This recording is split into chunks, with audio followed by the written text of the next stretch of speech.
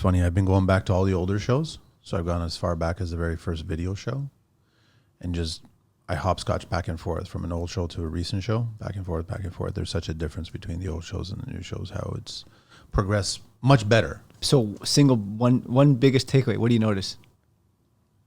I would say there's a more relaxed feeling on the newer shows. I would say like that happened quickly.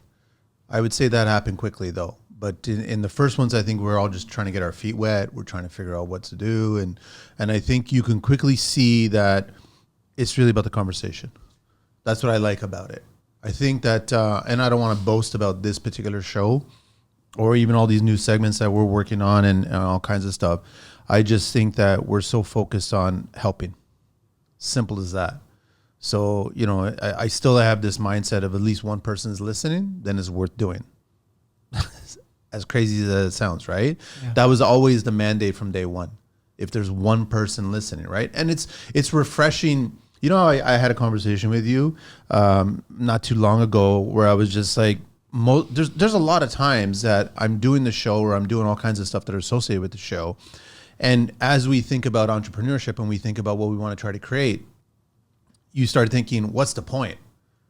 Like, what's all this effort and all this other shit, right? And then you'll have those moments. It doesn't matter how focused you want to try to be, right? You'll have these moments where you're just like, what is really the fucking point of me doing this? Like, I really don't understand why I'm doing this. I'm always hitting a wall.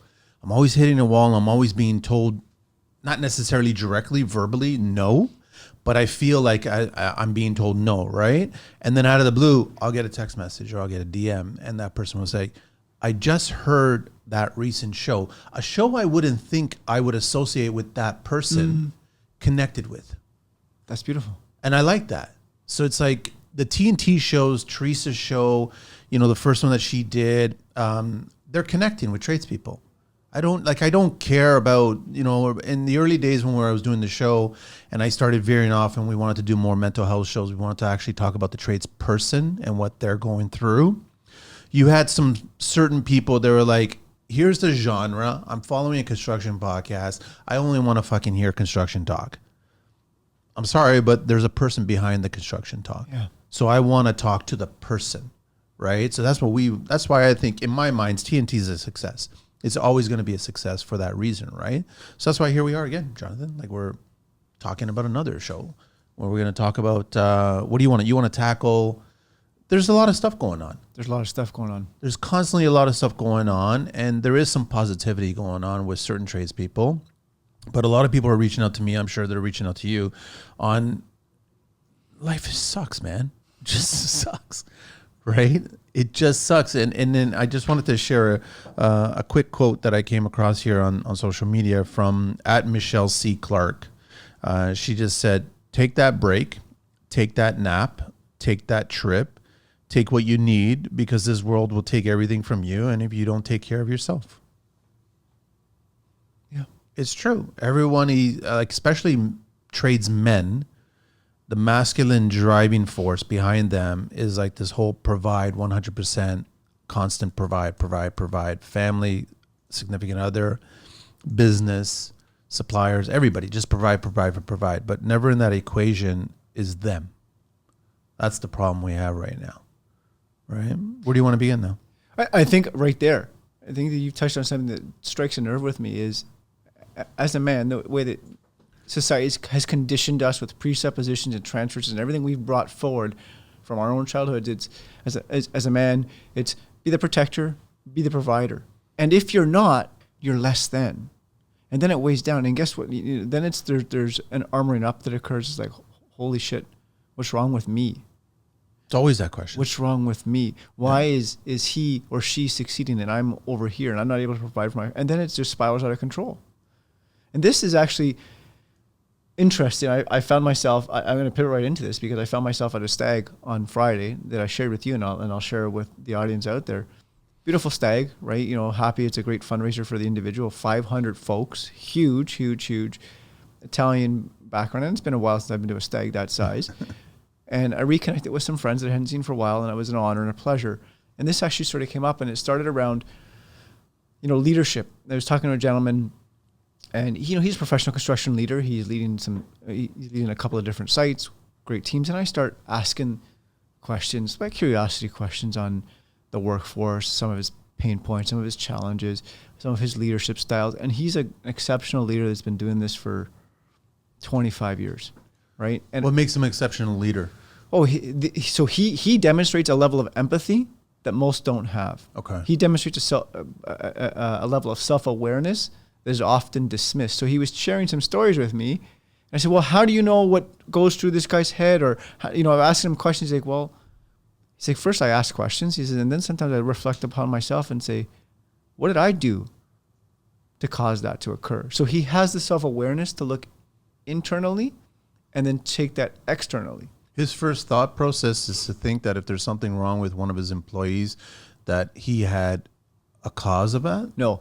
If something didn't go as planned, the way he communicated. So then he takes some accountability for it. Absolutely. He's saying, what did I not do to have this outcome occur? What did I not do to realize that this gentleman needed a little bit of support? But that's not the norm. You know that, Jonathan. No, and he talked about, taking a temperature reading on if a guy's not performing, he'll check in and say, dude, go home. Mm-hmm. Go home. Seriously, take the day. We'll pay you anyways. Go home. So, what if home's part of the problem? Well, that's an interesting conversation. Because I think that there's a direct connection between the job site and the home. And if there's something going on at home, there's something going on in the job site, and vice versa, right? So I just wondering, I guess, yeah. This is interesting because he brought this up, and this is a part that I challenged a little bit. He said, well, I asked the guys to leave work at work and home at home. And I challenged, I said, I get that you say that. What if I became curious and challenged you and said that it all intertwines? Because if I'm doing a mundane routine task, in this case electrical, and this, if this gentleman's roughing in a suite is the same process over and over. But what happens is you get distracted because you're thinking, holy shit, my wife just yelled at me. How am I going to pivot past this? And as I was having this conversation, I said, and his name is John. I said, John, what happens then is then we become distracted, and that's when injuries occur. Yeah. Because we get this shit, I just sliced my hand on a steel stud or worse or whatever. Because we're one human being, there's not a work version of Jonathan and a personal version of Jonathan. There are times where that gets amplified, yet holistically we show up the same way. So this conversation, it was beautiful, and it pivoted. So I asked him a couple of great questions along the way, but one thing that really surfaced for me was that, well, I acknowledged him. I said, it takes a shitload of energy, commitment, and resource, and you're a great human being for leading the way you do, and I wholeheartedly mean that. And then I simply asked him, like, what do you do? He said, what do you mean? I said, what do you do to look after you? Like, you're like a sponge, man. I said, you're taking in all this energy. You're taking in everybody's energy on this job site. You get in your truck, and you just like, what happens next? Do you listen to music? Do you listen to podcasts? Do you listen to nothing? Like, you need time to decompress. He goes, well, sometimes nothing, right? He's like, I use that time. So he's aware that something's wrong, but he doesn't do anything about it. Well, yes and no. I say yes and no because he realizes the amount of energy it takes, and sort of he really, truthfully, he just chalked it up as like, that's who I am. That's part of my job. I said, I get that, man. Except if you only have so much to give. And if you're half empty, then what? I said, if you're not whole and complete, this is, Teresa's language, and I love it. If your cup's not overflowing, how can you give away what you don't already have? Yeah. And then the conversation shifted. It was like something resonated, and it pivoted. And then I understood. And from there, we got into some real conversations about some of the challenges he's having, both personally, professionally, at home. Some of the challenges he's having, even with his wife, right, who's going through her own shit, and then he's got to carry that. And then this is where I don't think the world realizes, right?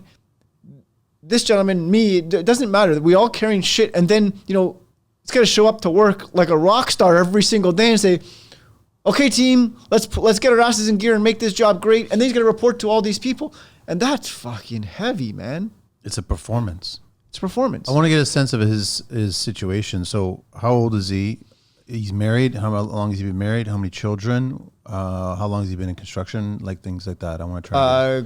Great question. Some details I know, some I don't. In construction, almost 3 decades. Okay. Age, early to mid 40s. Okay. Children, 4 of them. It's a lot. Yeah. Married, I'm going to guess a decade plus, 50, okay. probably 10 or 15 years. So he's got a lot on his plate. Yeah. He's got a lot on his plate, right? Yeah. And you're right. When they show up, and there's been plenty of times that you get on the job site and before you exit that vehicle, you're like thinking, there is so much shit going on in my life right now. But then as soon as you step out of that vehicle and you get on the job site, it's good morning, good morning, good morning. And that good morning has to ramp up with full positivity. Otherwise, the crew will sense it and then they'll wonder what's really going on, right? What's happening. Everyone senses it when there's something going on a job site. If you've got a well-connected crew, you know one of the nuts are a little loose. You know what I mean? Mm-hmm. Like it's so that then you have to perform as the GC, especially because you're doing the job and you're dealing with navigating with the client. You got to pretend that everything's fine, so then they don't get wind of it, and you get the full out of them. Yeah, because if they get wind of it, then the next thing that historically happens, he's weak. He can't do the. I need somebody else. Yeah. Jonathan's got too much shit happening at home. He can't do this job. Yeah, exactly. It's just a dismissal factor rather than a digging in and forming a bond to come together, which. It's sad to know that the stats are still rising, like mental health and men's mental health and the suicide and depression and divorce, separation, like all this shit is on the rise. We're not even plateauing. We're not even regression. Like why? Why do you think that is? It still reverts back to the whole, you're a man, suck it up. Yeah. You know, and I have some biases that hit me. I think that we're in a and some are not going to like this. I'm going to say it anyway. I think we're in a soft society, right? We don't understand our children. And I have 2 young children, and I coached athletes this year, and I don't think they understand the importance of struggle, right? And the resilience that comes after the struggle, because after the struggle is where the growth emerges. And so because we don't have that, and we can unpack that if we choose to, but then what happens is our brains are conditioned to stay safe. So how do we stay safe? We check out. Yeah, we check out and we go back. Well, shit, if this isn't working, yeah, then I can get out of this relationship. And I go find somebody else who's going to serve me better. Whoa. Let me ask you, Jonathan, let's see if we could try to figure this out. What were the struggles for a man in the 70s? And you know where I'm going with this, is like, what was the struggle for a man in the 80s, 90s, 2000s, and today? Because I agree with you. Today's society, for the most part, is a bunch, like I'll take Dana White's words. They're a bunch of pussies.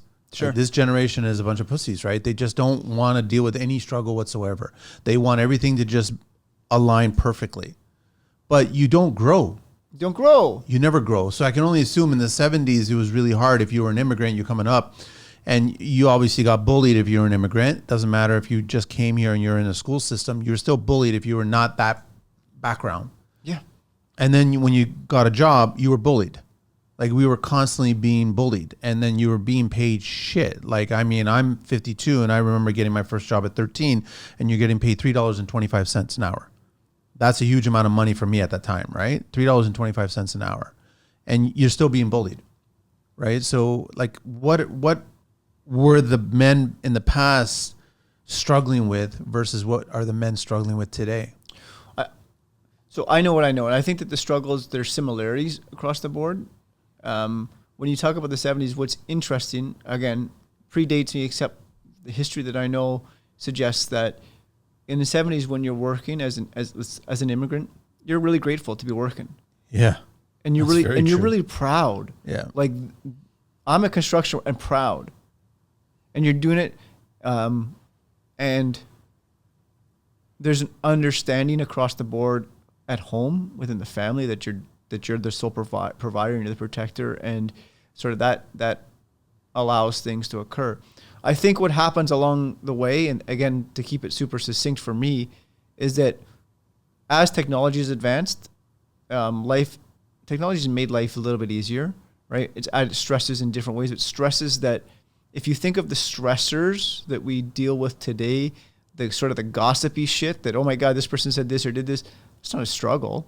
But to us, it's the end of the world. Whereas in the 70s or before that, a struggle is like, I got hurt, I can't fucking work. If you can't work, it's game over. So as society sort of shifted, evolved, technology comes into play, every parent does what every parent does, which is, how can I provide more for my children than I had? And that evolution occurs to today. Look at where we are today. Really, really different. When you can step in, you talk to a bunch of even 18-year-olds. I talked to my nephew this morning, Mateo, and perhaps one day he'll be in here. Went to Texas for 3 months, do a firefighting course, 20 years old. Okay. Great experience. Hardest thing he's ever done. I asked him this morning, first time I've talked to him in depth since he got back, which was last week. And I said, what do you know today that you didn't know? What do you take away from Texas? He goes, Zio, if I knew what I was getting into, I wouldn't have gone. What? He goes, it's the hardest thing I've ever done. Such a struggle. But he accomplished it. But he accomplished it. And so this is where we went to. I said, Mateo, after the struggle is where the growth emerges. So see, 20 years old, and I love these kids to death, except that we're conditioned, the struggle is not there. So I think I fast forwarded your question, but there's the 70s is the appreciation of the job. I agree with you on that. And I remember, I don't know if this happened to you, but I remember being a kid and my dad would get his coworkers and we would all converge on someone's house to work on something on the weekend to achieve a task, right? Mm-hmm. So it's not like you left it to one tradesperson to take care of the work, the scope. You actually spoke to everybody else that was on the crew. And as you were just talking about how the difference between 70s or back then and now tradespeople and how they were very proud to do the work, I vividly remember my dad and his coworkers, his friends, excited to do the work and all smiles. You know, sure, there was beer, sure, there was wine, sure, there was lots of cigarette smoking, of course, sure, there was all those kinds of things, but there was lots of smiles. And then when the thing is, I only see the smiles on the crews of tradespeople today when the camera's rolling. Yeah. I don't see the smiles because I walk by job sites because this is Toronto. There's a shitload of job sites everywhere. But when I see a cluster of tradespeople leaving that job site for the day, no smiles. So have they lost the pride in the work, or are they just not happy? Are they fighting their own demons? But I really remember that between my dad, and this is like the 80s we're talking about, 80s and 90s. You got together, you worked together. The wives were making all the food. Yes. Everybody was getting prepared. There was plenty of bread and cheese. There was the alcohol was there, but the work was being performed. Yes. And everybody was joking around. Everybody was razzing each other. And then guess what? At the end of the day, all the work that was needed to be done got done until the next weekend that you belong at another person's house and you did that work.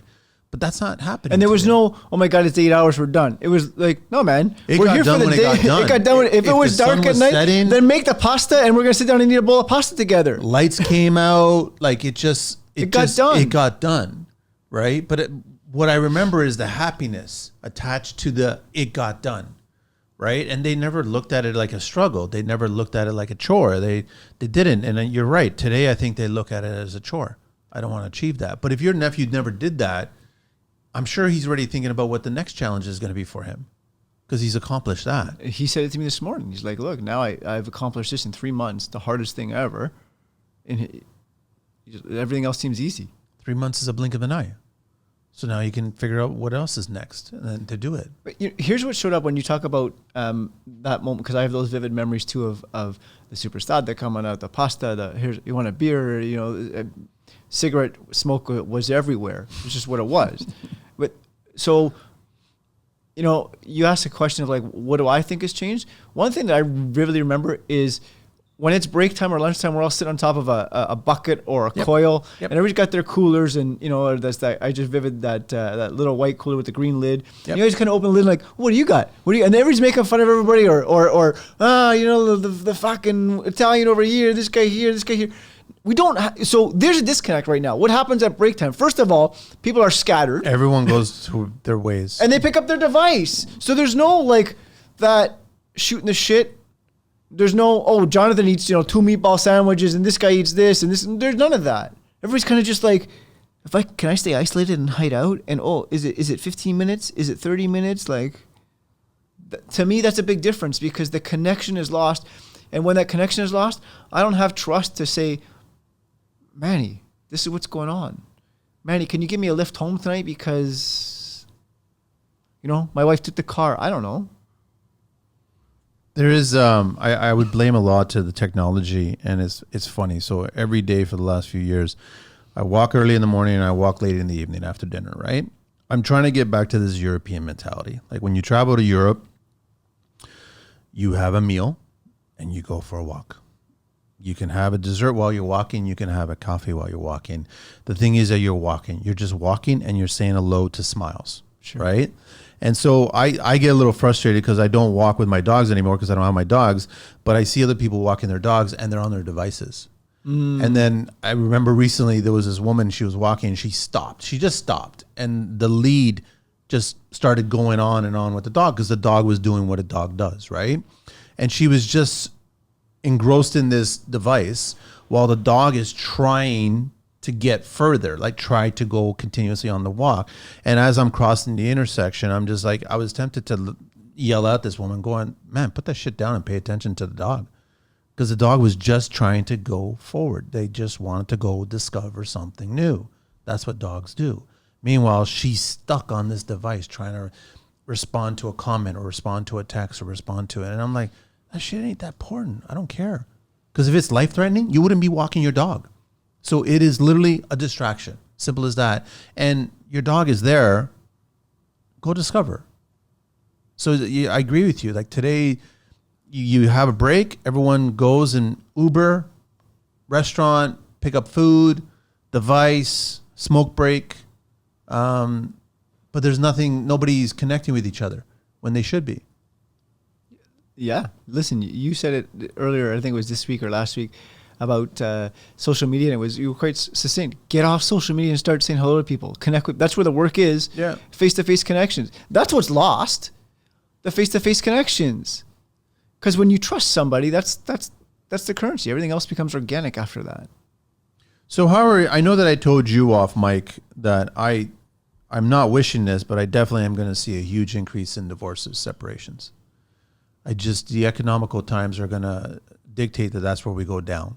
And society, you can argue with me all you want, doesn't matter, but the man loses in society when there's a separation. Yeah. Simple as that. We've heard it so many times. I've spoken to so many people. They work 7 days a week. They're trying to provide. They're trying to save a deposit. They're trying to get a house. They're trying to get a wedding ring. They're trying to get money for a wedding. They're trying to get all this other stuff. Meanwhile, they're neglecting their significant other, and then their thoughts go elsewhere, which means that I don't want to be in this relationship anymore. So there's this whole cause and effect, because right now there's a rash on social media of a lot of tradespeople promoting themselves. And I know that they have to do that, and I'm trying to help where I can. So I will repost whenever I see it. I will repost, and it's just ironic because I was getting so irritated by Shaker, and everyone's posting all these pictures of their Shaker kitchens, and I was just can't stand Shaker, and everyone knows that I can't stand Shaker. And I was gonna do a Manny Monday about how anybody tag me in a Shaker fucking post, I'm not reposting it. I don't give a shit. But now, helping out other tradespeople is far more important than my ego attached to Shaker and the loss of love for Shaker. So I will repost anybody. And I've had lots of people reach out to me going, how do I get you to repost my stuff? I go, dude, you just did. You just asked. That's as simple as that. Right? And then I'll repost. Right? Whether you get irritated by me wanting to share other people's work and they're looking for work, I don't give a fuck. If that person gets one lead, it helps them out. But I bring this up because the economical strain that's going on right now is going to be directly connected to the separation, to the divorces, to all that shit. And most tradesmen won't know how to handle it because they've never discussed it with anybody. They haven't asked another coworker. No. They haven't reached out to a therapist. They're not a part of listening to podcasts that are geared towards that subject matter. So then the way their minds work, I can't solve this problem. So what do? I do nothing. And then before you know it, she's knocking on the door and here's the manila envelope and here's what the lawyer is saying. Yep. And this guy's suffering alone. Yeah. For me, what shows up is there's, first of all, we have to understand there's fundamental physiological and psychological differences between men and women and how they're wired, right? Yeah. For the most part, women, this is more times than not, there's always exceptions, but they want to be seen, heard, and understood. Yep. Right. And when they say something, what's their ask? More times than not, when a woman says something, dig for what's there, because the ask is very different. If she says something, what's she really asking? Like, hey, I have a doctor's appointment. Do you want to come with me? To me, that's a question. But the ask is, I'd like you to come with me. Can you make time to come? That's what the ask is. Sometimes we because men are very straightforward, tell me what you want and I'm pragmatic, I'll solve it. There's a disconnect that occurs there. And then there's a disconnect between how men are wired that some women don't always understand. And men are fundamentally validation, respect, and appreciation. Yeah. Validate me. I see you, like I appreciate you. I appreciate the work you're doing. I respect what you say. I respect, because that's what happens too, is there's a tug of war for respect, especially inside the household. Historically, a man would say something, and he was deemed as head of the household many decades ago, Yeah. right? And that's the way it was.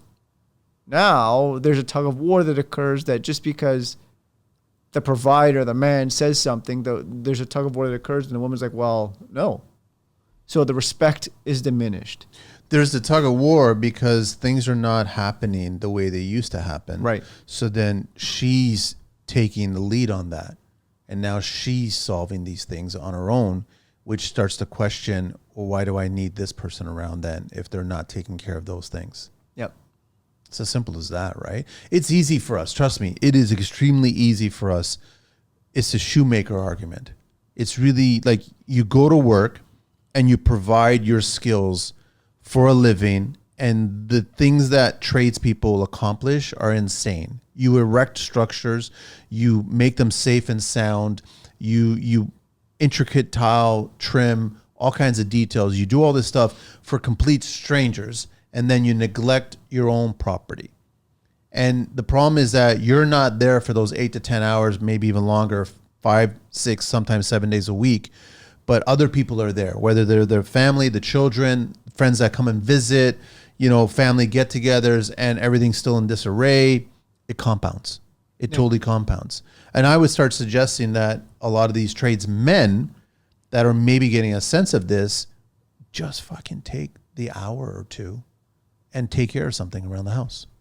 Whether that's like fucking pruning bushes or something, or fixing a deck board or something. Just take care of that shit.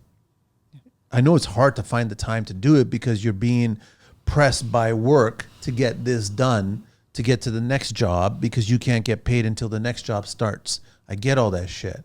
But if there's a way that you can carve an hour or two in each day, do that. Yeah. I mean, it would help. Well, and if not now, when? And if not you, who? So look, for those that live and die by our calendars, literally put in your calendars, like, even if it's 1 day a week, maintenance, I don't know, routine, do something, right? And I want to clarify something. I'm not, I want to be clear is that I'm not looking back at the past saying, oh, the good old days. I'm saying it was different. I'm saying I appreciate, I'm a huge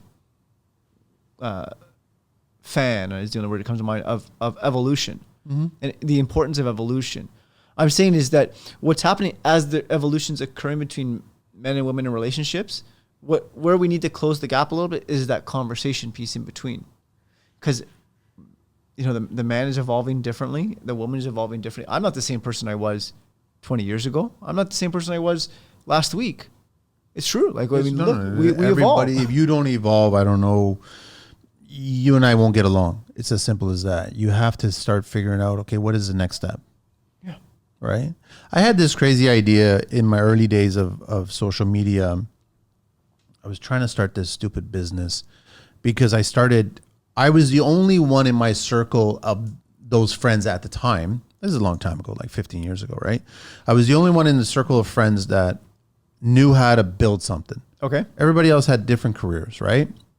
So then I came up with this idea and I called it 6 Degrees of Construction, Okay. right? And I still needed help with what they could provide.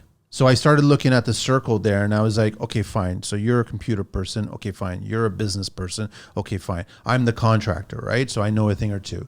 So I just started saying, why don't we start this club called 6 Degrees of Construction? And every weekend, it was 6 of us, I think. And that's why it was all this whole 6 things, Kevin Bacon, shit like that. And all of a sudden I said, why don't the 5 of us go to the 6th person's house and you have us for the day? Okay. Cool. And we contribute, taking care of a task. The next weekend, you did the exact same thing for somebody else's house. So whatever I had to get done, got done. Cool. So you had the time the week to come up with, what the fuck do I need done around the house here? Like, what is it that I need done? And then all 6 of us would be there doing this stuff. And then by the end of it, you'd be like, we just went through 6 weeks, 6 weekends. We just accomplished a shitload. And it would continue on and on and on and on, right? And the problem was that the guys that were not construction related couldn't set the time up to do it. They were too swamped with work. I was ready to go. Like, I wanted to get done and get this stuff done. But then I started saying, well, okay, listen, I got to start planning for this. I'm going to need a second body, third body, fourth body. I got to do, my tasks were becoming bigger to the point where I needed the physicality behind the people, right? And they couldn't commit to being the contributor. Got it. They wanted to receive it, but they couldn't commit to be a contributor. And I was like, well, that's not how this ain't going to work. Like, everybody has to put their ego aside and everybody has to contribute. Otherwise, it doesn't work. But I could see that. Like, if you reach out to 5 other tradespeople, and then what do you need done around your house? That's a cool idea. Right? And then you get these tasks taken care of. Everyone comes for that one day, and we get all this shit taken care of. Rebuild the shed, rebuild the deck, whatever it is, right? You get it. You have a full day with a crew of people. And in construction, can you imagine the amount of work that you would get done in one day? You may not finish, depending on the size of the scope, right? The task at hand, but you would get a shitload done, which would drive you past the midway point, which drives you to finish it, and then you would get it done. Why don't we start a lot of things? We don't start a lot of things because we look at it like there's a lot to fucking do. It's there. daunting, yeah. Yeah. I don't even want to start it because I know it's going to take a while to finish it, but that's life. So now I become curious. I love that idea, and my brain goes to, so you're structured and organized. What happens when you come across a guy who's not, okay, we got to work on a shed. Well, that means you need ladders, you need drills, you need saws, you need stuff. Because there's sometimes you get there and it's like, dude, you have the week to plan this shit. You have the week. I'm curious. Is the skill set gap not there to plan it, or the time and energy and resources? I don't know. I mean, maybe I'm just looking for. I know, but tradespeople in general, they do this. True. Like, even if you're on the high-rise construction, while you're working Monday to Friday, you're picking each other's brain. Yeah, you know what you're going to need. Yeah, so all of a sudden, like, I did this as a GC all the time. Whenever I saw the professional trades there on site, I'd be like, okay, so if I were to do this, how would I handle that? What do I need material-wise and all that? You're picking their brain. So then you have the 5 days to plan this shit. But I think that if everyone started these little 6 degrees of construction circles, I just look at it like the amount of fucking shit that would get done in everybody's personal place. Okay. So what's your thoughts on commitment levels now? You got to give up the whole day. Simple as that. You have to set aside that day as if it's fucking Euro Cup. Like, you're just like, everyone's committed to There's that. There's a great right? reference point. How come for soccer we can compartmentalize? Because their argument is it's only every 4 years. Well, technically it's only every 2 years now when you start separating World and Euro Cup. The thing is, you do it. Why do you do it? Because I swear I'm not a football. I don't follow sports. I never got into it. But I'm pretty sure that 100% of the reason why people follow sports, especially men, is because of the community that they're in Yes. and what they're talking. So if you created this 6 degrees of construction, you're in that community. You're talking to other people and you're getting something built. And you're having food prepared and everyone's planning this shit. It becomes an event at that point. But and you see, there's a pride factor too. If somebody's coming to my house, okay, I got 6 guys coming to my house today. Here's the task. It's gonna be all organized. Coffee machine's gonna be on. Barbecue's gonna be lit at this point. You're gonna, and guess what? That's where the connection occurs. Where the laughs occur. That's where just everything happens. Right? Okay, the beer's cold already. I got to go get a case of beer. Make sure it's cold. Everyone can show up at 6 o'clock, 7 o'clock in the morning with everything already, and you start putting it on ice. It gets going that way. If the task is greater than a day's worth of work, then you as the individual that's receiving the gratitude from everybody else, you look at it like, guess what, guys? I'll see you in 6 weeks because you're going to be back at this place in 6 weeks.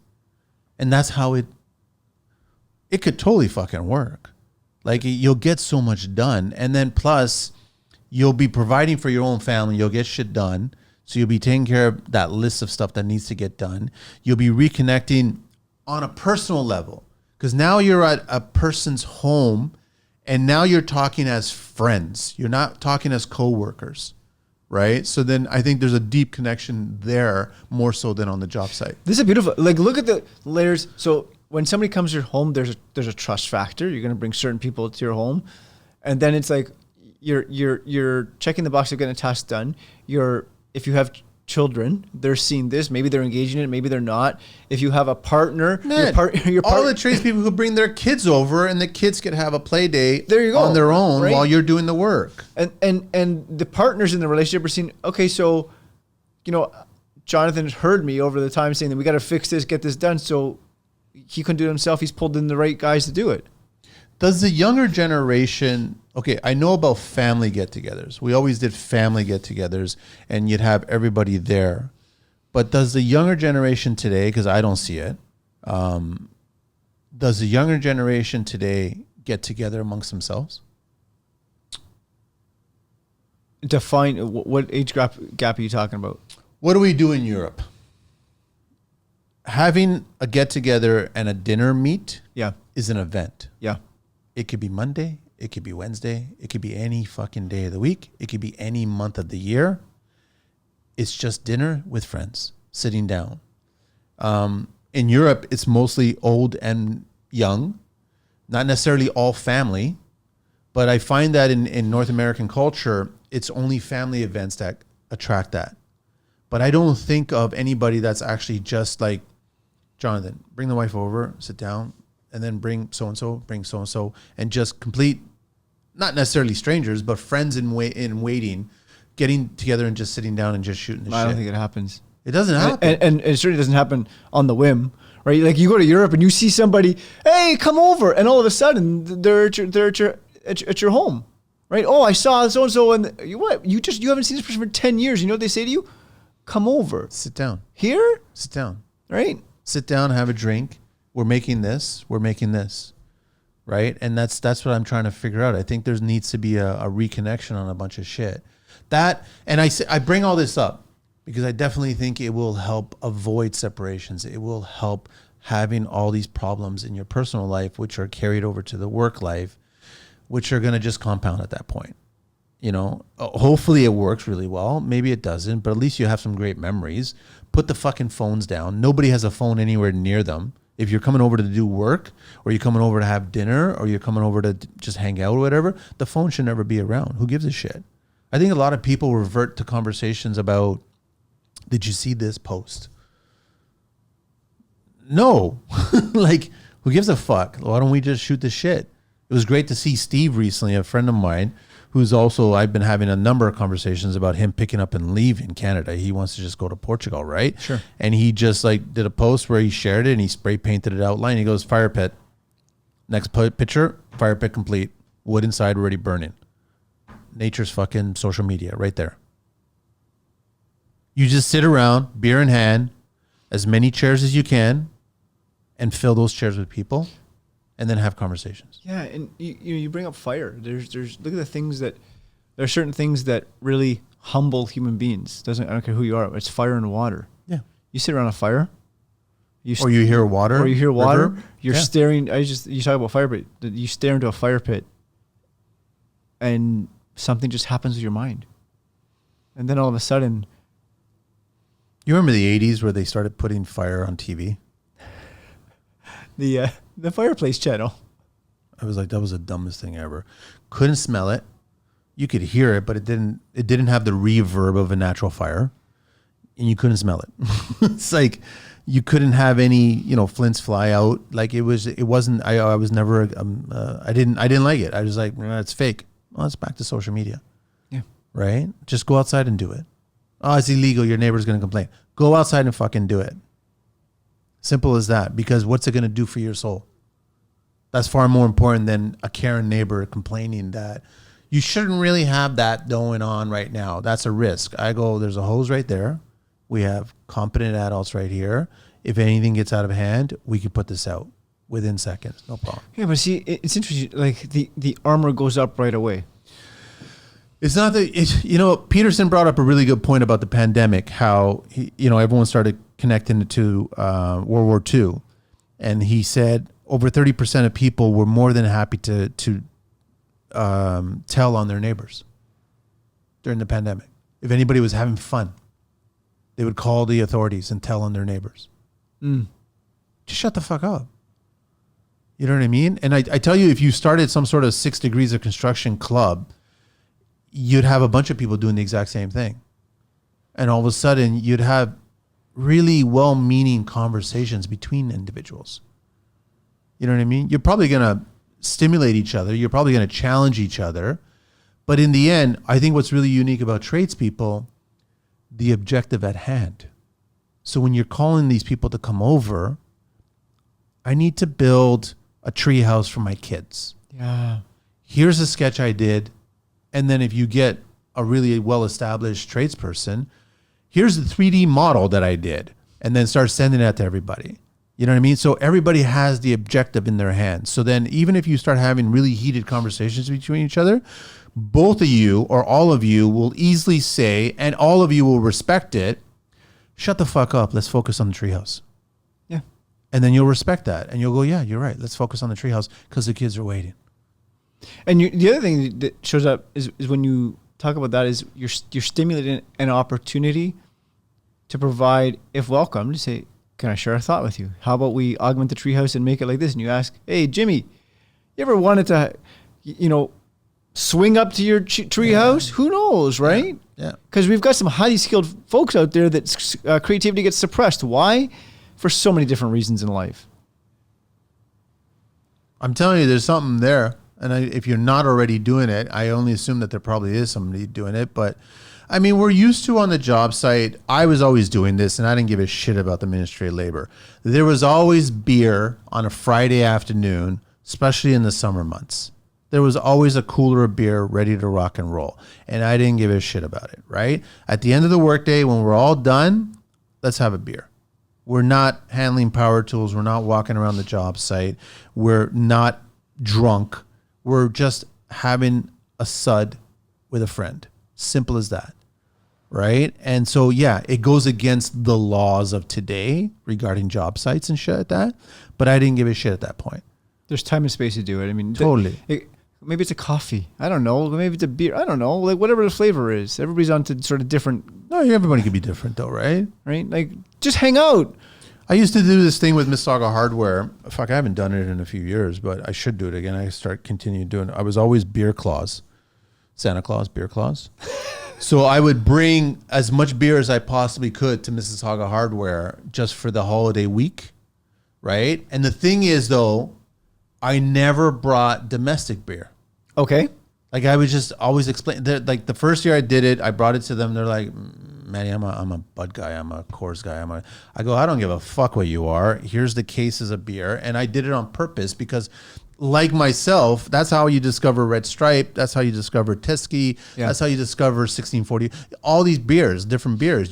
That's how I discovered Guinness. You start hiring Irish guys. You discover Guinness and you start craving Guinness. Like I love Guinness on a hot summer day. So I would always bring every beer, but domestic beer. I didn't give a shit. And then they'd be like, what's this one from? I go, just have it, try it out. Cool it down on a party one weekend or whatever and experience that beer and enjoy it. That's all it was about. That was really what it was all about. I don't think people here, they do this. They don't appreciate that they're missing these opportunities. I think that everyone just goes inside their box. They go from their truck, their van, whatever their work vehicle is. They drive to their job site. They get into the condo, the house. They frame it. Then they work all day, get out, go back into their box, and then go back home to their box. And everyone's in their own mindset, right? So what do you think leads to that? Why do it that way, folks? Their life is not going down the path that, first of all, they never planned. What do you mean? You want to get something done, Jonathan? What do? Plan it. How many people plan their life? Ooh. Everybody's mostly reacting to their life. Got it. Right? And I think you get into a grind where it's like, I've got a safe, stable trade job. I'm making X amount. In 6 months, in 1 year, I'll get a raise or whatever it is. I'm making X amount. Significant other, they're making X amount. This is what we owe monthly. This is what we can expend. Everybody gets into these, it's like these lines, man, these Tesseract kind of lines, right? They just get stuck in that. So it's like they wake up, I've got to go feed that line today. And I think that if they stopped, and that's why it's refreshing to hear, like even off mic, you were telling me about the guy there. It's refreshing to hear that people just said, you know what, fuck it, I'm moving. Steve and I talking about Portugal, and I talk to Larry all the time about Portugal as well too. And I'm like, I'm looking at them seriously. Like this is something that's going to happen. I know it, right? Like I like meeting people that when you look into their eyes, they're serious about what they're going to achieve. Right? I think anybody who's met me from the day I started this podcast to today, the look on my face is exactly the same. I never knew what my final number was until recently, but I always knew that that number was going to be a big number at the very start of this thing. It was never going to be like 10 shows, 20 shows or whatever. No, I didn't give a fuck about that because I knew there was more conversations to be recorded. So I think that a lot of people get into this situation because they don't plan and they react. If you start to plan and you be more proactive, then when you wake up, the life that you want is going to be right ahead of you. May I add something to that? Yeah, go ahead. I'm a planner. Everything in life for me is structured and planned. And that's cool. And sometimes it's at a detriment too, because what it does is it suppresses a little bit of spontaneity. It suppresses the ability to surrender to some things. And what I mean by that is sometimes there's also the understanding of like surrendering to the opportunity of, you know, Manny asked me to go have a beer after work today rather than no, because I have to rush here. Yeah, man, I got about half an hour. I'll have a beer with you. It's surrendering to the opportunities that life, the universe, God, whatever you want to believe in presents to you, because you don't know where that's going to lead one day. Now we hear that, but what I want to encourage is that actually reflect back. Even 6 months. I thought of this morning. Seriously, I had the pleasure. It's been about 12 months since I first sat in the studio with you, and look at how much we've developed, right? Exactly, and that was all just surrendering to, okay, let's do this, and generosity, and a bond, and a connection, right? And every time there's another opportunity, it's like, okay, yeah, let's do this. Rather than saying, no, I have to stay on the structure. No, this is not part of the plan. There's having the plan, and then there's also building in time for the unplanned.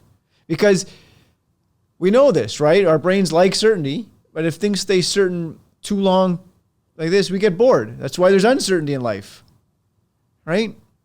So I know we talked about, I want to get into hardships that some people might be going through right now. Sure. How everybody knows that when shit is hard, it's the Einstein theory, right? Like, you know, touch a hot stove, you know, like 1 second feels like forever, right? Yeah. And so when you're going through something really hard, one day feels like one fucking year. Like it feels like just a huge amount of pain, right?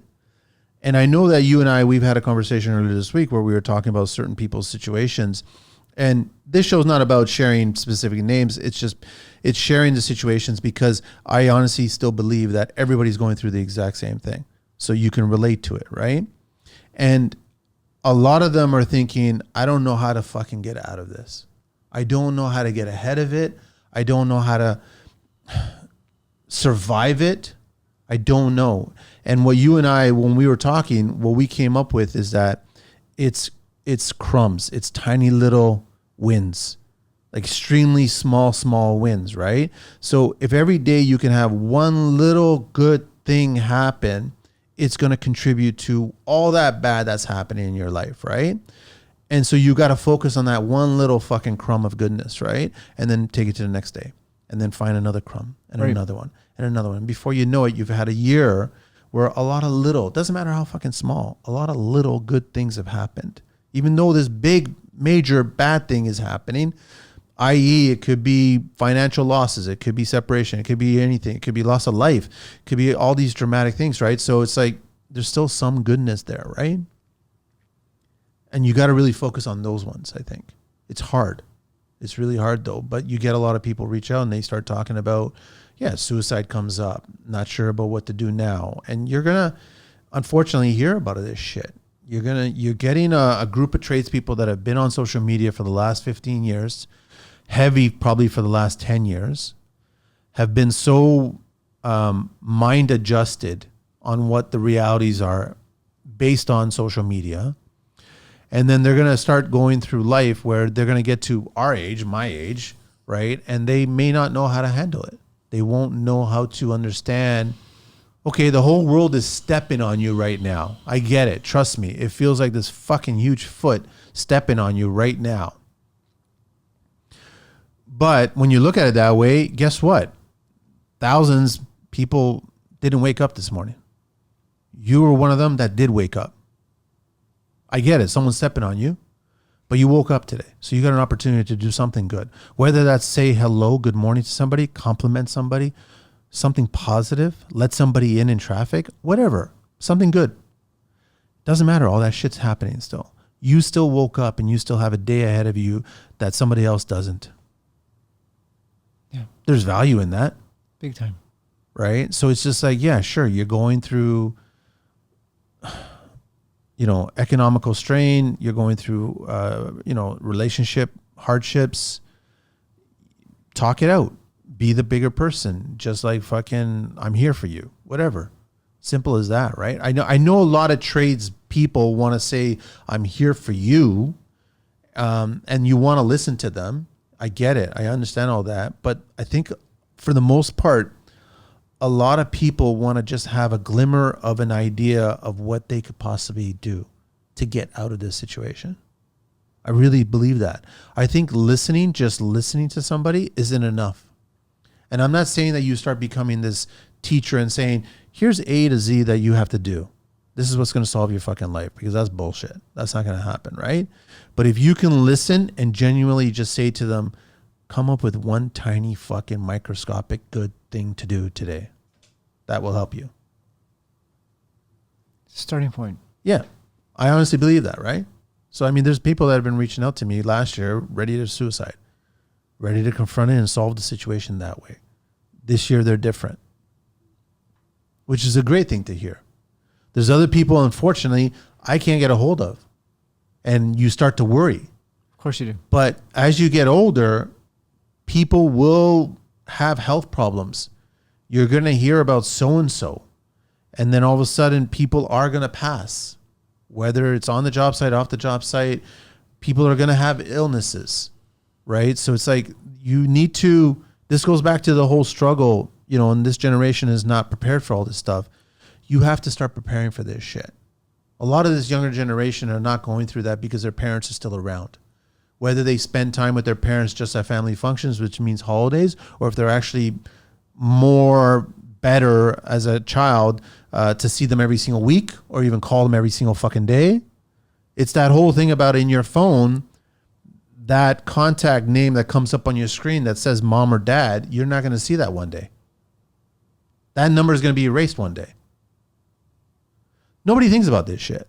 They only think about it when it happens. So that's where I go back to nobody plans it and everyone's reacting. Yeah. I think you touched on something tremendously important. Our brains are wired to go to the negative. So what do we do? What do we do? We stack the bad. Poor me, poor this, poor that, fuck this, could have, should have. When, instead of stacking the bad, I challenge and say, like, what happens when you start to stack the good? I'm talking literally taking 2 minutes to connect your brain to your heart. Like, our heart beats 100,000. I think it's 100,000 times a day without us even thinking about it.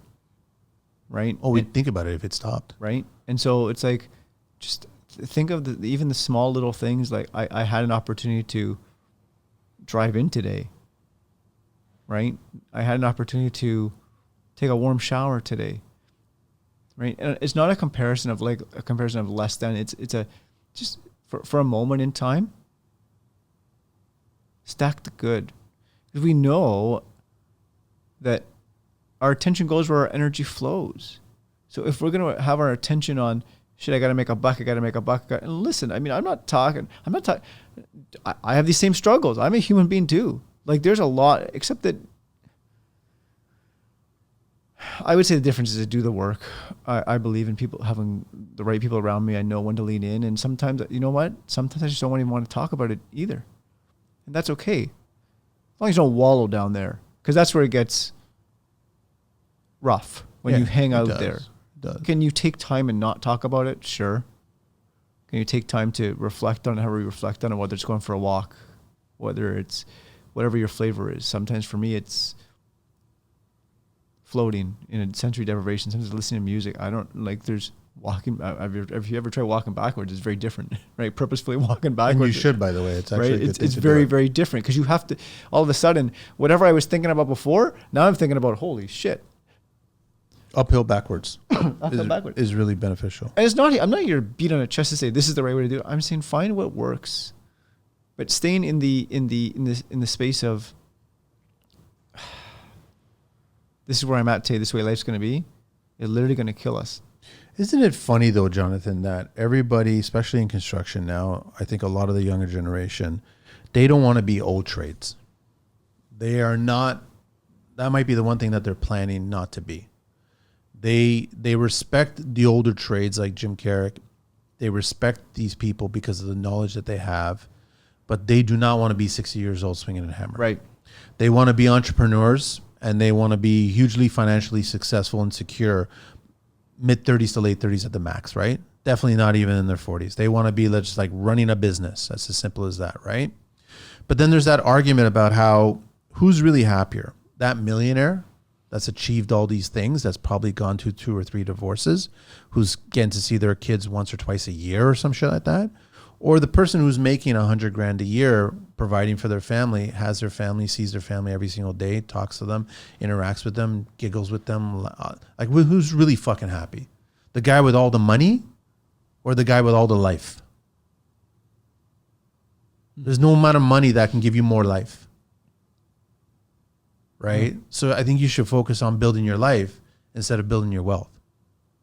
I think that's more important.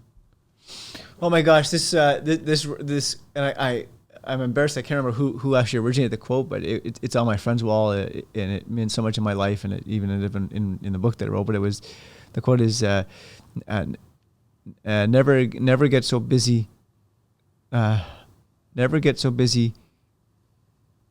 building a life that I can't remember now. Excuse me. Never get too busy. Basically, never get too busy in your job to forget about building your life. And I just butchered the quote, but it's such a beautiful quote. All of what you just say is like, there's 2 different philosophies, and it's not an or. It's not like you have to do this or this. What if it's an and? What if it's I get to build a life and have a career? The career, I think, should be secondary. Yeah. But everybody, I think, is driven by it making it the primary, right?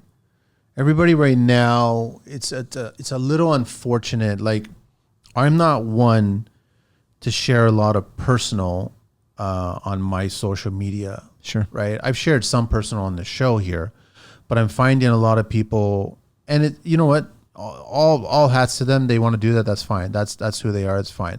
They're showing off toys. They're showing off wealth. They're showing off things that they've done, which is accomplishment. It's great. It's wonderful. But I would just encourage them to take a lesson from the older trades. They don't do that. They just never have. There's no interest in doing it. You know what they do? They'll go hang out with their friends. Yeah. And they're on that toy, they're with that toy, and they're hanging out with their friends and their toys, and then they're having these great conversations, right? Early in my construction career, I always liked interacting, especially with the kids, not having kids, but I connected with the kids. I always joke because I was a fucking big kid myself, right? So I would always come up with these ideas, and the clients were always surprised that, you don't have kids and you keep on coming up with these ideas. I go, well, listen, it's nice to keep in mind in a kid's frame of mind.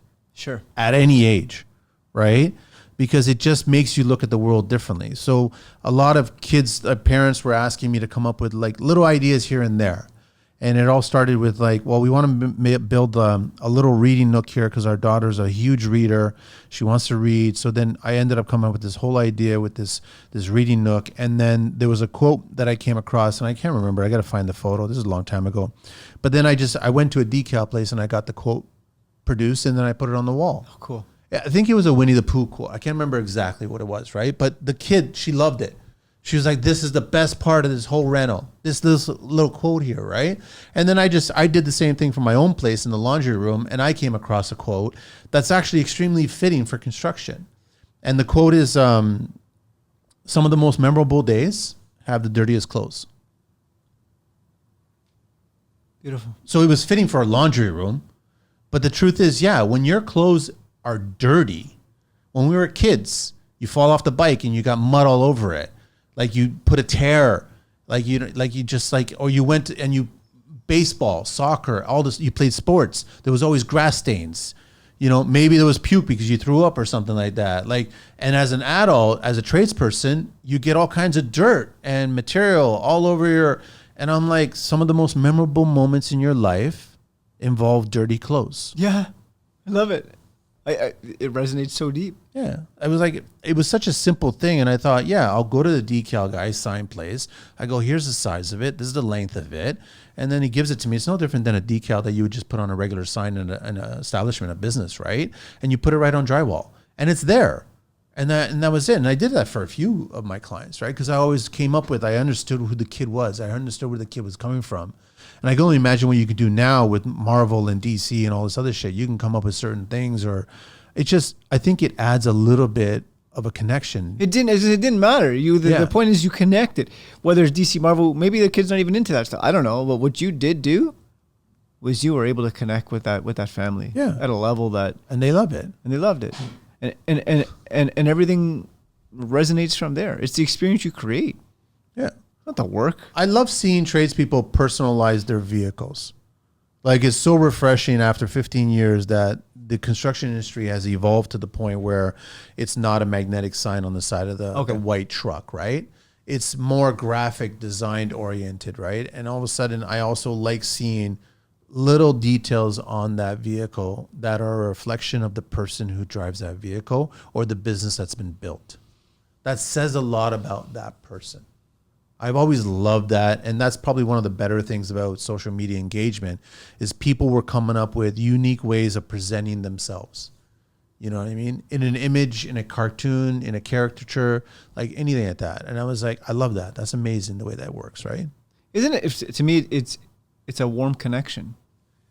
If you're into Marvel and I see Captain America, okay, well now I know that you're into Captain America, cool, let's have a conversation about it. And then guess what? A great conversation could occur. Yep. Might not. See, here's the thing. We live in a world where this is what shows up. So I say it's like on me first. You come into conversations, people are always looking to take from you. What can I get what can I get at having a conversation with Manny? What can he do for me? Yeah. When you and I have talked about this many times, but it's never about that. Like, if you approach it and say, how can I give? What can I give to this person? Yeah. Without any expectations of reciprocity. And if reciprocity occurs, cool. And if it doesn't, that's okay too. I had Sergey from Homestars Roofing. He reached out to me over the weekend, and he came up with an idea of doing a tradesperson barbecue, but barbecue / car wash. And this is all his idea. He threw it at me, and I loved it. And he was like, let's try to coordinate a weekend that we can tell a bunch of Facebook groups of clients that there's going to be 20 plus tradespeople washing their car. And the objective is that they're going to wash it for free, but we want the homeowners to interact with the tradespeople. And if they're looking for that particular trade to do some work around their house, get their card and hire them and do the job. And it was a networking idea that he came up with that would potentially get work for a lot of tradespeople that are not currently working right now. And all we would have to do is give up a Sunday or a Saturday and wash people's cars. And as you're washing the car, you'd be like, I'm a licensed electrician. This is what I focus on. I can come over your house and take care of soffit lights if you really needed to. I can do an upgrade panel for 100 amp to 200 amp. That's what it was all about. You have about 5-10 minutes to wash the person's car, and then you just sell yourself. And I thought that was a fucking great idea. So it's the trades folks washing the people's cars. That's cool. Like, I thought it was great. So I'm like, let's try to figure out how we can do this, right? I want to try to figure out how we can do this, and then try to get as many homeowners as possible to come by to get their cars washed. And then they'll get to meet tradespeople in person, and then they'll be like, well, I need this done, and I need this done. Can I get your card? Can I DM you right now? Sure. While you're waiting to your card, I'll Look, DM you're you. debunking a whole bunch of stigmatisms there. You're connecting people. We're like, It's a great idea. It It's could a be an annual fantastic thing. idea. It could be a monthly thing, right? Because I think it would totally work. So I think it's really about trying to get back to the fire pit. Like, it's trying to get back to just simple things. And those things will help your complicated life. yeah. Because everybody, you know this, they probably, I think these days, you know how it used to be, we never dread Mondays. We're always excited and pumped to come to the job site and get the job done. But when life or the job or both starts to go south, we dread the Mondays. We don't want to be there. And I think today there's a lot of days that a lot of tradespeople are dreading Mondays. They might be presenting everything's fucking good online. Everything's great. Let's go get it. It's Monday. Let's have a hard week. Let's do it. But we don't really know what's going on. No, but see, and there's something that sort of twists me the wrong way, and I challenge it amongst myself sometimes too. It's, what is it with this? All I hear all the time is you got to keep grinding, got to keep grinding, got to keep grinding, got to keep grinding. You know, a part of me says yes, because there's no vein in my body that's lazy. So yes, I want to go out and get it, and also realize that we're not robots, they're machines. Cannot grind all the time at full intensity. It doesn't work that way, folks. Candle. But you open up social media and it's like, keep grinding, keep grinding, keep grinding. Till what? You fucking burn out? Till you can't stand up? Till you hurt yourself because you're physically exhausted, mentally exhausted? And I mean, that gets back to, it's like, sometimes it's take the fucking, I mean, you've talked about it, I've talked about it. Sometimes it's just like, take the fucking afternoon. Go pick the weeds out of your garden. I don't give a shit what you do. Even if you're that go-to great, like that guy you were talking about, and what's going on, but then what are you doing for yourself? Like, sometimes you got to fucking take a day. There's been plenty of times where I've been on the job site and I'm like, I'm walking off, man. I'm stepping off. I'm disappearing. Done. The phone is off right now. If anything fucking traumatic happens, just let me know. But I'm pretty sure you guys as a group here of adults could figure it out. Even if the place is fucking burning down, you could figure it out. Well, this is the biggest thing too. Is I talked to a lot of small, medium-sized business owners. It's like, I can't do that. People need me. You can do that. What happens the day you're not there, man? Yeah, you can do that. You should do that. You got to set the boundaries and expectations, because there's going to be a time in your life where you might be at a hospital. You might be somewhere where you're physically have no cell phone service, physically cannot. Like, holy shit, then what? I tell that to people all the time when they end up in hospital. I always say, you can't do what you do for a living if you're in a casket. I don't care who you are. You can't. So if you keep on doing things that are making you get closer to that casket, then you need to reevaluate things. You should be doing as many things as possible to avoid the casket. You know what I'm saying? Like prolong that day as best you possibly can. So if you grind Monday to Friday every year in and out, and it's just getting you closer and closer to the point where you start seeing the casket on the horizon, then you need to reevaluate. I think so. Yeah. And that's where I argue about the whole, the millionaire versus the life guy. There's a huge difference there. So what? He's got a bunch of toys. How many toys have you purchased in your life that when you finally got the toy, the shiny, good feeling of it disappeared really fucking quickly? Like it disappears really quickly. And toys for construction are different because they're providing a service and you're making money off of them. But even those toys, when they first come out of that box and they're brand new and you're using it for the first time, you forget about it real quick too. Absolutely. So it's like toys are good, but toys are not the end and be all of anything. So it's accomplishments, I think, are far more important. Yeah. Achieving things. And acknowledging them. Yeah. Appreciating what you went through. Right?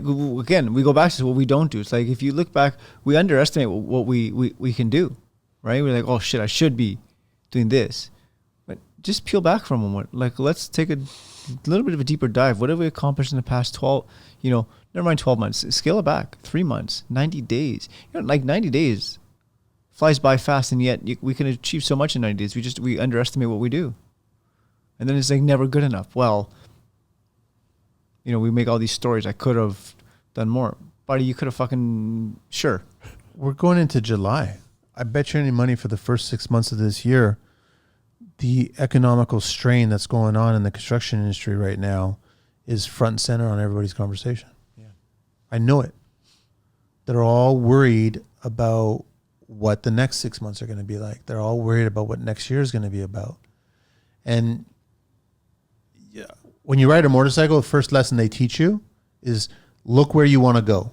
If you start veering off and just looking at the ditch or looking at the side of the road, that's where you're going to end up going. Got it. So always look where you want to go. I go back to the plan and be proactive, right? So if you guys keep on talking about how hard the first 6 months of 2024 has been, and you're worried about what the next 6 months of 2024 are going to be like, you're already designing disaster. Just start figuring out new ways of doing things that you're good at. Yeah.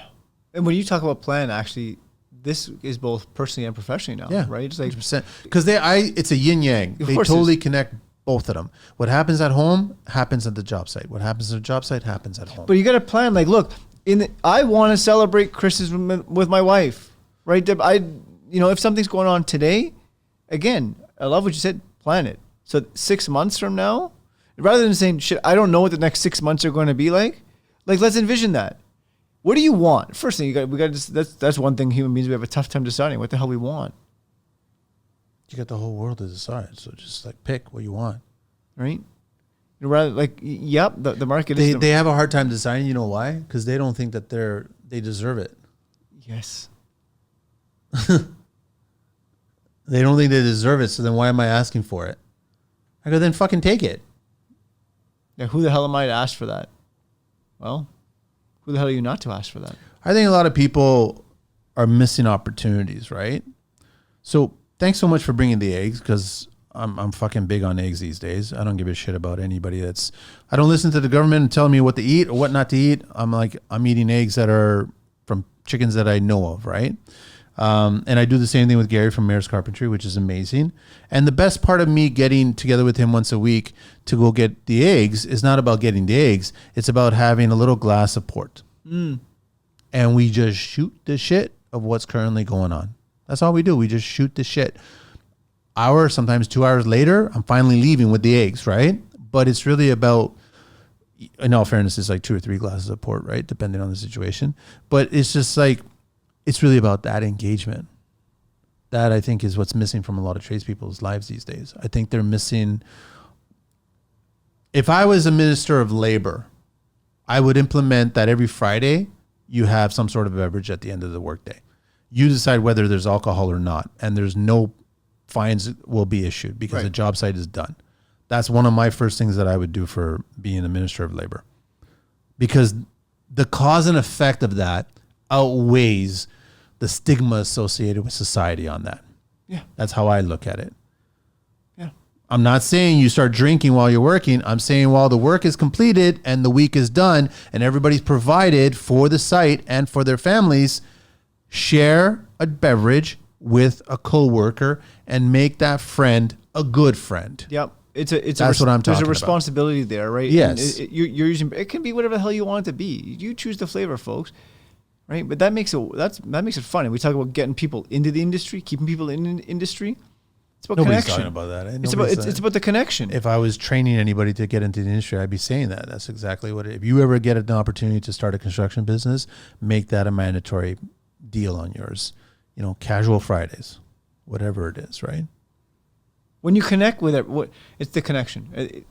That's the reason why. That's well, the reason and I why. love what you talk about even with the port. Like, it's not about the eggs or the port. It's about the connection.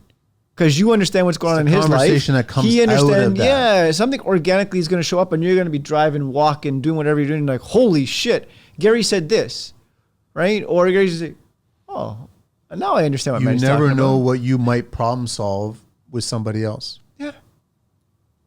Meanwhile, the problem is that everyone is watching TV Life, and there's only one channel, and it's all about economical strain.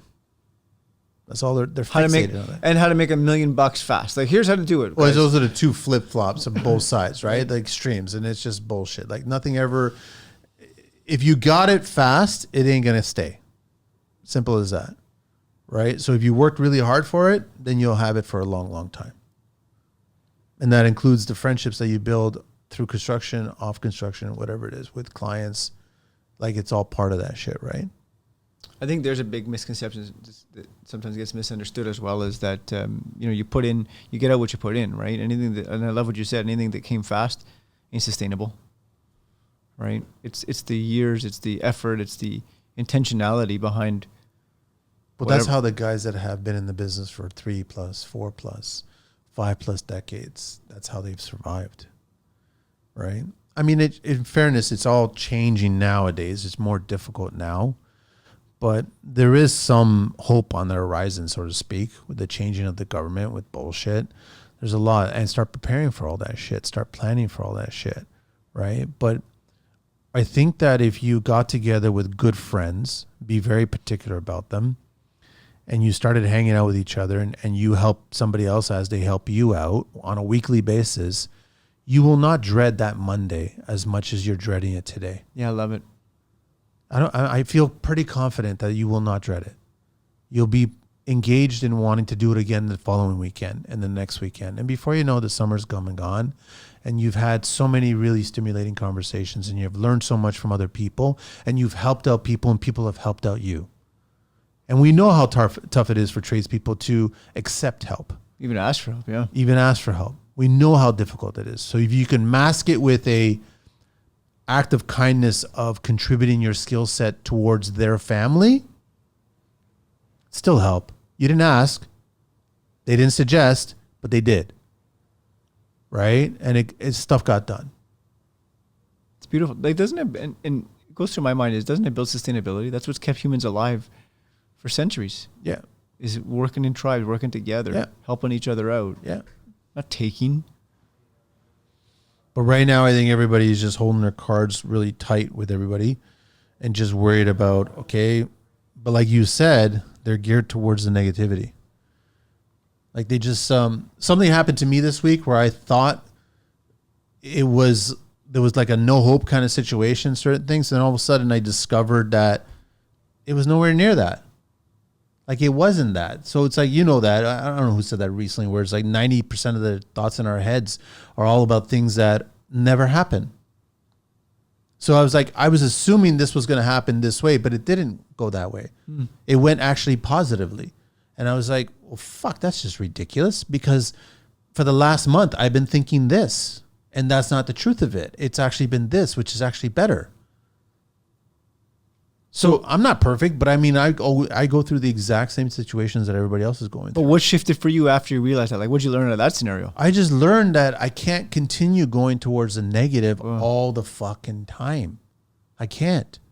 Right. And I think walking early in the morning and walking late in the evening after dinner, like no music, I just listen to and I see. And you're grateful that I can still hear, even though I got tinnitus, right? I can still hear though. I can still see. I can still breathe. I can still walk unassisted.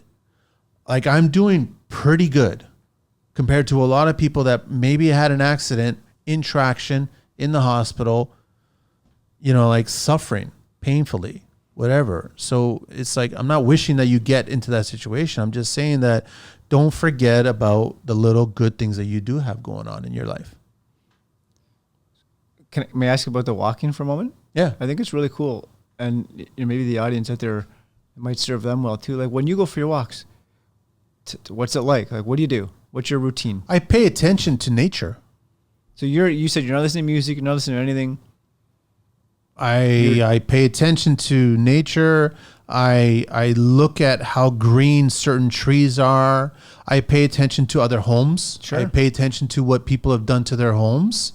I can't stand white garages. I just can't stand them. I think they're too loud. It's like a white piece of paper. It's too bright.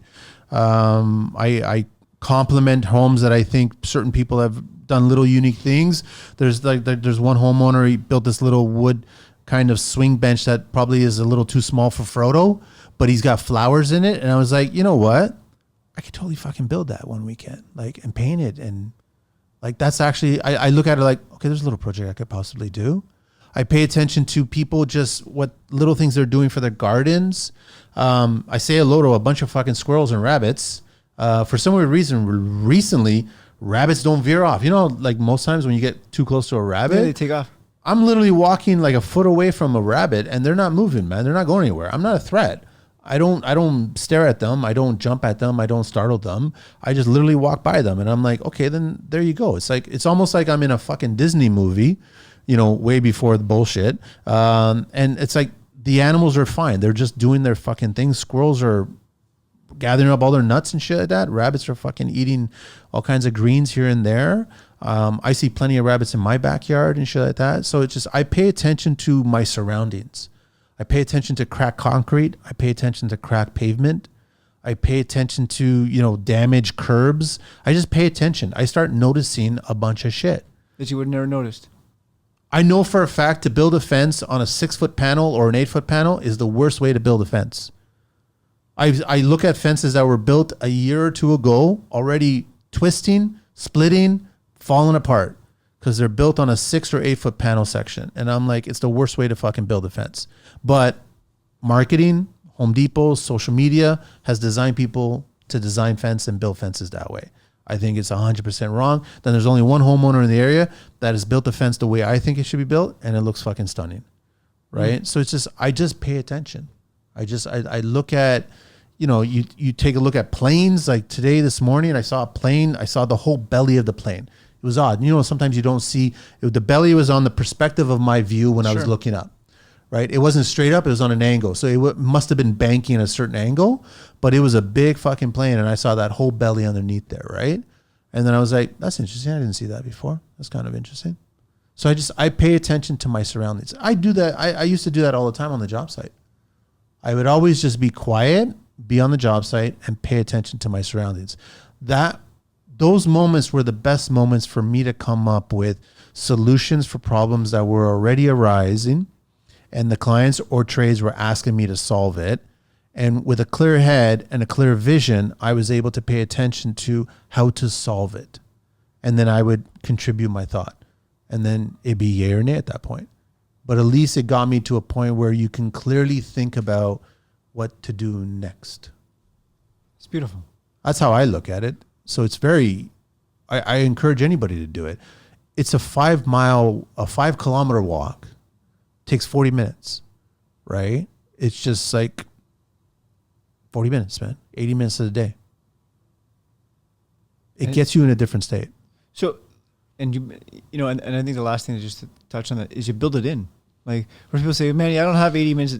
Make time. Then wake up earlier and do it. We make time for the things that are important to us in life. That's important to you. Look at what you just talked about. You said you're abundantly present and clear with what's going on. And the ripple effect of that sort of came out as you were talking, is that you problem solve. Right? You were walking a job site and some of your best thoughts or solutions to problems came after that presence, after that walk, after that, whatever it is. You know when you don't solve the problems is when you just run and gun and keep on doing it. And I've seen tradespeople do that. They just keep on working. They have to keep moving. They have to keep going. And then they'll just do it the way they subconsciously think it needs to be done. But then they didn't really solve it. They just did it exactly the same way they just done it before, which maybe really didn't improve the situation. We don't know. But it's okay to take a break, pull over. I've joked before on this show where every car I've ever owned, I've always done this. I purposely run out of fucking gas. And it's nice to eventually get to the point where you have an auto club so they can come and give you gas, right? Sure. But I've done it so then I could pull over and now I'm physically stuck. I have to wait for somebody to bring me fuel. And then the music's not on. You're sitting there and you have clear thoughts and you're just thinking about what to do next. So like, how many times you drive as a kid and you're getting into a car and you're wondering, okay, so what happens when you run out of gas? Like, does it like it just starts to fucking die like that? Yeah. So you just like, why don't you find out? Yeah.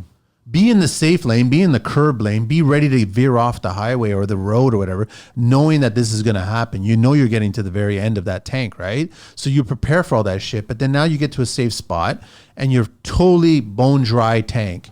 And now you've got a good half hour to an hour to yourself while you wait for fuel to come to you. It's a good exercise to do, seriously. And I'm so curious on what modern day vehicles are like, because I did it with diesel. I've done it with my current car. I've done it with all the cars I've ever had. So diesel's even different because then you got to reprime diesel. Well, the Sprinters they're good. The way that the older diesels would have been a major headache, right? Yeah. I've even done it with my motorcycle. Like you just like it's almost like you're forcing yourself to pause. You have to pause now, right? So like you either get out and start walking, or you call and you make the phone call to get the tank of gas, like 10 liters. You're also forcing yourself, especially in the beginning, to become uncomfortable. That's very unorthodox and going against every single grain. Yeah. Until it's not. I mean, you're talking about it now where it's like, no, this is a regular thing for me with vehicles in my life. But the first few times, I don't even know what it's like even now, but the first few times it must have been like, what the hell am I doing this for? No, but then you started, windows are down. If it's summertime, you're hearing birds, you're hearing nature. So it's just like, okay, fine. So what? 45 minutes. And you speak to the auto club and they go, could be about an hour. Not a problem at all. Let me know. Don't worry. I'm here. I'm right here. I'm in a safe place. I'm good. It's fine. Sometimes it's okay to do that. I remember being a kid in my late teens with a friend. We used to work at, remember Thrifty Car Rental? Yeah. So I would help most come by sometimes and we'd have to wash the fucking vehicles and clean the vehicles and all this other shit. And sometimes you have to drive the vehicles to other places and deliver them and all this other shit. So we would be in two guys in one vehicle to go pick up another vehicle, right? So then we'd be just looking at each other and we were both shit disturbers like that.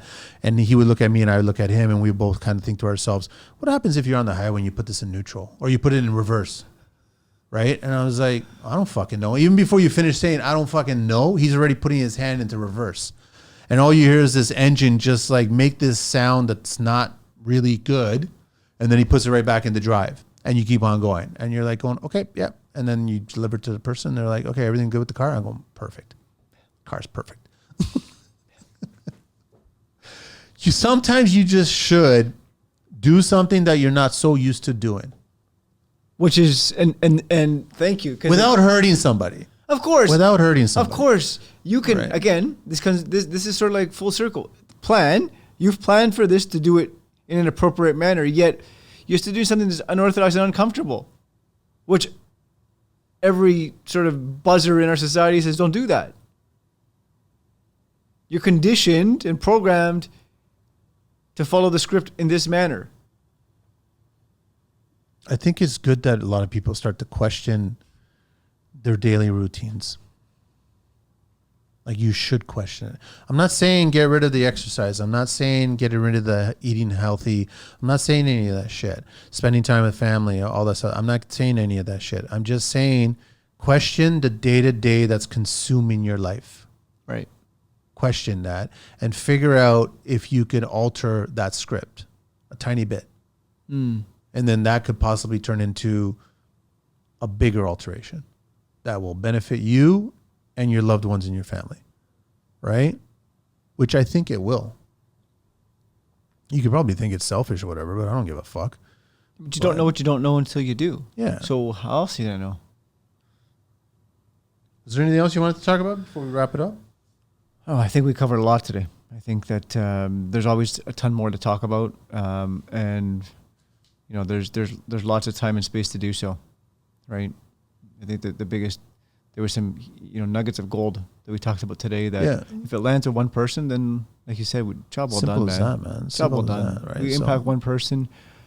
And anybody who wants to reach out to yourself or myself. And then obviously your notes, your contact information is always on the show notes, and same with mine. And I've always given up my phone number, and anybody can fucking text me. Just let me know and who you are. And so then I get an idea, because if I don't recognize the number, and usually if I don't recognize the number and all I see is hi and I don't see my name on it, I'm deleting it. Of course. Like I just like, if you're reaching out to me, then you pretty much know who my name is and you got my number that way. Yep. So you should at least say, hi, Manny, hey, Manny, or whatever. And then I'll read the message at that point. But I'm definitely encouraging anybody who might be, listen, you and I both know that we haven't figured it out. It's a constant we'll be in our caskets figuring it out still. Like it's just, that's life, right? Simple as that. So all we're doing is we're trying to help out where we can. Simple as that. We know the troubles you're going through. Trust me, we've gone through fucking shit and we're still going through shit. And I'm anticipating more shit to happen. Yeah. Right? But then you just deal with that shit. One shit at a fucking time. Simple as that. Thanks, Jonathan. Thank you, Manny. It's been a pleasure. All right. We're out of here, man.